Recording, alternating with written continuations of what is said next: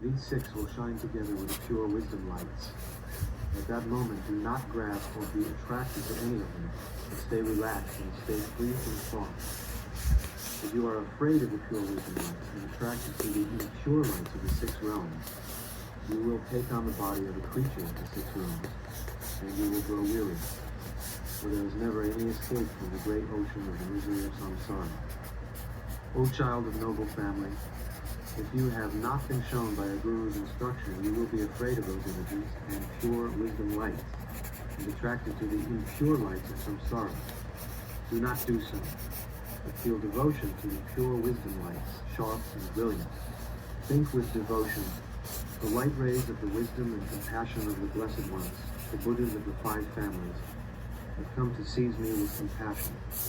I take refuge in them. Do not be attracted to the lights of the six realms of illusion. Do not yearn for them, but say this inspiration prayer with intense, one-pointed concentration on the Buddhas of the five families and their consorts. When through the five poisons I wander in samsara, on the luminous light path of the four wisdoms combined, may the conquerors, five families, go before me, the consorts of the five families behind me. Save me from the light paths of the six impure realms. Help me to cross the Bardo's dangerous pathway and bring me to the five pure Buddha realms. By saying this inspiration prayer, the superior person recognizes his own projections, and merging with non-duality becomes a Buddha. The average person recognizes himself through intense devotion and attains liberation. Even the inferior person prevents rebirth in the six realms by the purifying power of the prayer, and understanding the meaning of the four wisdoms combined attains enlightenment by the passageway of Vajrasattva. By being shown clearly and precisely in this way, many sentient beings will recognize and be liberated. But some, such as inferior people in uncivilized places and wicked people who have no experience of Dharma at all, and those who have let their Samaya practice degenerate, are confused by their karma and do not recognize even when they are shown, but wander downwards. So on the seventh day, the Vidyadharas will come from the pure realm of space to invite them, and at the same time, the light path of the animals produced from the emotion of ignorance will also meet them. At that time, to show him again, one should call the dead person by name and say these words. O child of noble family, listen without distraction.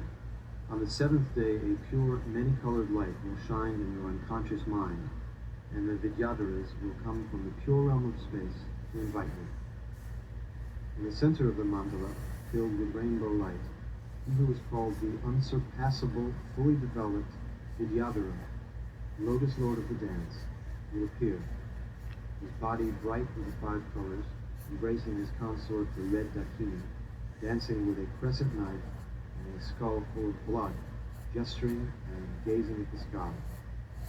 From the east of the mandala, he who is called the Vidyadhara, established in the stages, will appear, white in color, with a radiant, smiling face, embracing his consort, the white Dakini, dancing with a crescent knife and a skull full of blood, gesturing and gazing at the sky.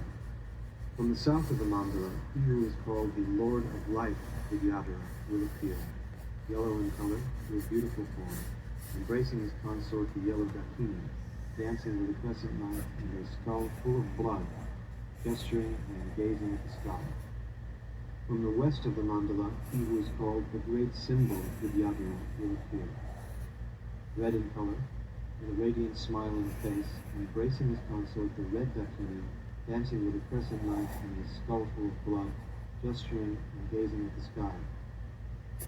From the north of the mandala, he who is called the spontaneously arisen Vidyadhara will appear, green in color, his expression both angry and smiling, embracing his consort, the green Dakini, dancing with a crescent knife and a skull full of blood, gesturing and gazing at the sky.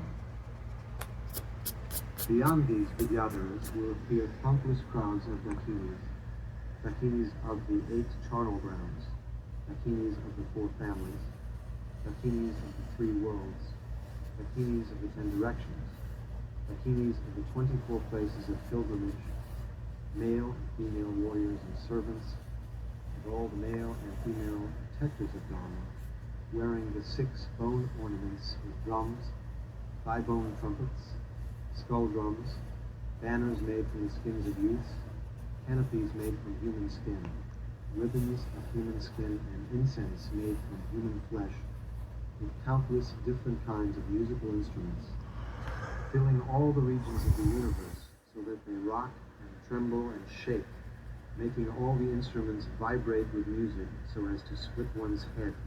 Dancing various dances, they will come to invite those who have kept the Samaya practice and to punish those who have let it degenerate. O child of noble family, in the realm of the unconscious, the pure innate wisdom, shining with the 5 colored lights like colored threads twisted together, flashing, vibrating, shimmering, luminous and clear, sharp and terrifying, will come from the hearts of the 5 Vidyadhara lords and pierce your heart so that the eye cannot bear it. At the same time, the soft green light of the animals will also shine together with the wisdom light. At that time, under the influence of confusion caused by unconscious tendencies, you will be afraid and escape from the 5-colored light, but you will be attracted to the soft light of the animals. At that moment, do not be afraid of the bright, sharp, 5-colored light. Do not fear it. Recognize it as wisdom.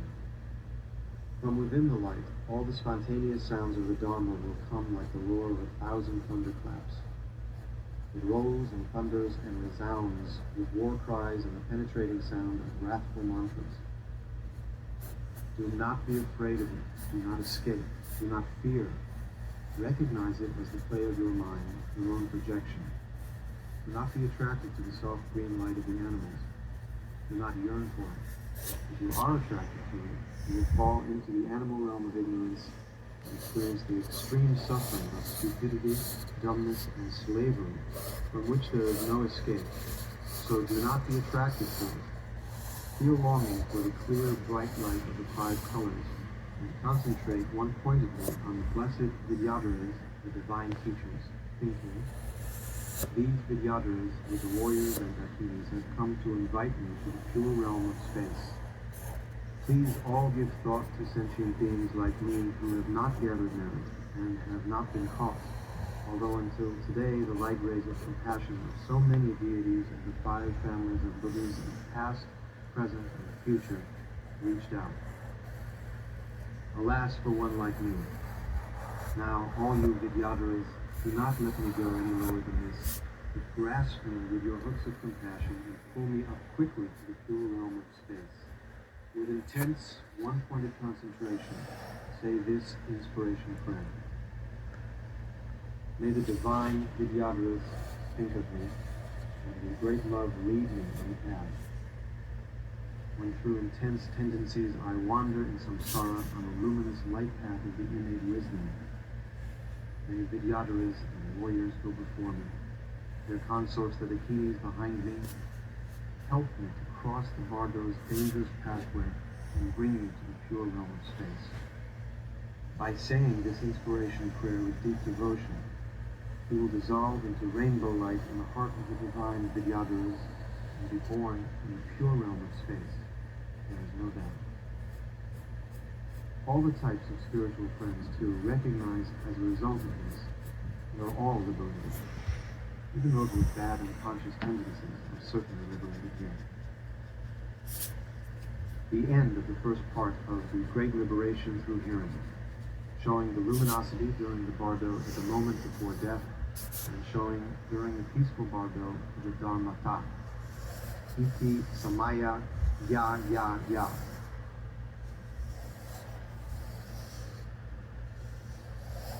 Now it will be taught how the Bardo of the wrathful deities appears. Up to now there have been 7 stages in the dangerous pathway of the Bardo of the peaceful deities, and by being shown at each of the stages, even if he has not recognized it at one, he will have at another, and boundless attainments of liberation occur. But although many are liberated like this, sentient beings are great in number. Bad karma is very strong. The veils of error are heavy and thick.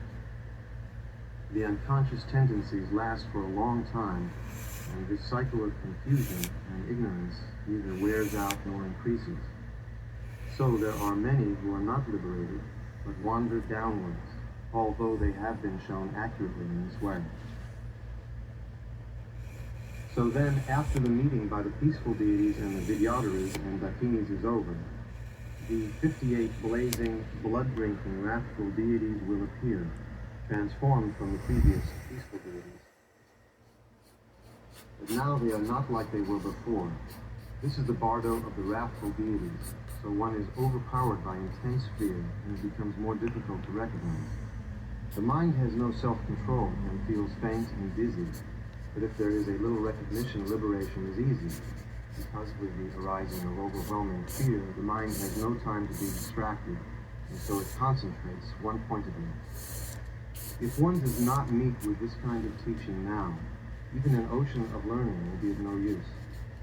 At this point, even teachers who observe the monastic rule and great philosophers are confused and do not recognize, so they go on wandering in samsara. It is even more so for ordinary people. Escaping from the intense fear, they fall into the lower realms and suffer misery.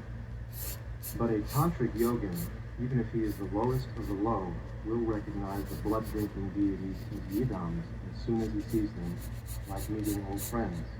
So he will trust them, and merging inseparably with them, become a Buddha. The secret is that in a human world, you visualize the forms of these blood-drinking deities and worship them. And even if he only looks at their images drawn in pictures or three-dimensional figures, and so on, he will recognize the forms appearing here and attain liberation. But however much effort the philosophers and teachers who observed the rule made in religious practice, and however clever they were at preaching the scriptures in the human world, when they die, there will not be any signs such as jewel-like relics, rainbows, and so on. While they were alive, they cast abuse at the tantras and could not accommodate them in their minds. They did not know the tantric deities, therefore they cannot recognize them when they appear in the bardo either. Suddenly seeing something they have never seen before, they think of it as an enemy and feel aggression towards it, and as a result, they go to the lower realms. That is the reason why, however good those philosophers and observers of the rule were, since they did not practice the tantras, signs such as various kinds of jewel-like relics and rainbows do not occur among them. A follower of Tantra, even if he is the lowest of the low, however coarsely he behaved in this world and however uncultured and unrefined he was, even if he was unable to practice the Tantric teachings, just because he had faith in the Tantras and did not have any doubt or disbelief, will attain liberation at this point. So although his behavior was unconventional in the human world, when he dies, at least one sign, such as jewel-like relics or rainbows, will appear. I don't want to completely go on necessarily, I'm just deciding. It's definitely too much what was there. It was blocking out my original. Need not wander so far down in the bardo of Dharmata, but as soon as they stop breathing, the Vidyadharas, warriors, and Dakinis will invite them to the pure realm of space.